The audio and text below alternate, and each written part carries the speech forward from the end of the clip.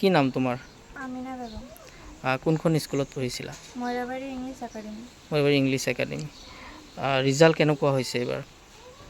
ভাল হৈছে, বহুত ভাল হৈছে। কেইটাত লেটাৰ ষ্টাৰ 4টাত লেটাৰ মাৰ্কসহ পাছ কৰিছা? ষ্টাৰ মাৰ্ক পাইছোঁ। এই যে স্কুল পঢ়িছা ইমান দিন, মাক দেউতাকে তোমাক কষ্ট কৰি নিশ্চয় পঢ়া। মই এইটোৱে ধন্যবাদ। কোৱা। প্ৰথমতে মই মোৰ আব্বা আম্মাক ধন্যবাদ জনাম। বহুত কষ্ট কৰিছে মোৰ আব্বা, মানে বিজনেছমেন।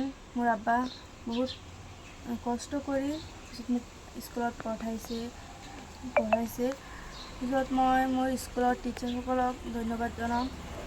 মোক বহুত ছাপোৰ্ট কৰিছে। মোৰ টিউশ্যন ছাৰো বহুত ছাপোৰ্ট কৰিছে। 2 টাইম টিউশ্যন কৰাইছে আৰু বহুত ছাপোৰ্ট কৰিছে মোক। সেইকাৰণে আজি মই ফাৰ্ষ্ট ডিভিজন পাইছোঁ। ঠিক আছে। ভৱিষ্যতত কি হোৱাৰ মন তোমাৰ?